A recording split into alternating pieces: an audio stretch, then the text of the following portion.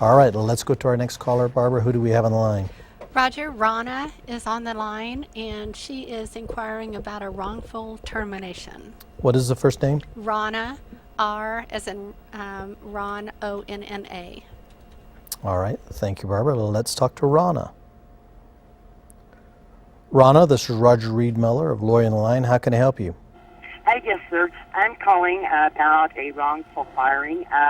My son's been working at his job since December 1st. He was a powder coat painter, the only one they had. He's very good at his job. He got fired Friday. There was a young guy that threw a piece of steel at him, and Chris just kept on walking. And the guy come up behind him, grabbed the hood on his jacket, and so another guy ran up there to grab him because he thought he was going to fight him, and Chris just kept on walking. And so the two guys got together, the boss and the supervisor got together, and they decided that Chris needed to leave. So they fired him, and the other guy just walked out. The other guy quit? The guy just walked out, and Chris, they told me he needed to get his stuff and get out. Okay, I'm not tracking. What gentleman walked out?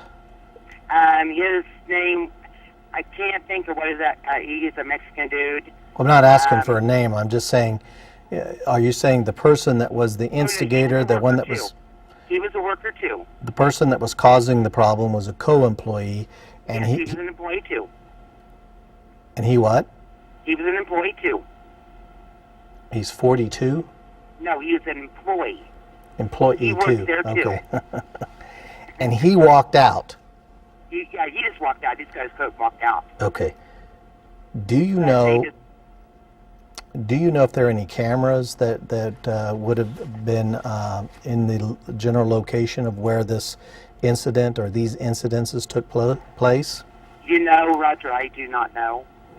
I would suggest, honestly, that would be the first thing that would cross my mind, Chris, for your son Chris, Ronna, is to communicate to the employer that he would like to see the film, if any, that was taken by any of the cameras. Most workplaces, especially places that are manufacturing items, have some cameras somewhere, and there may...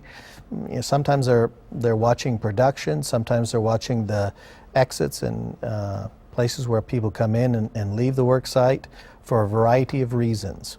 And so those cameras may have caught and documented the nature of this problem. And secondly, I would suggest that Chris go see a employment lawyer right away, someone who specializes in wrongful termination claims, but this lawyer's probably going to tell you the same thing I'm telling you, that he needs to be able to establish that he was not an instigator or participant in any way, that he was, other than as an unwilling participant, I guess you would say.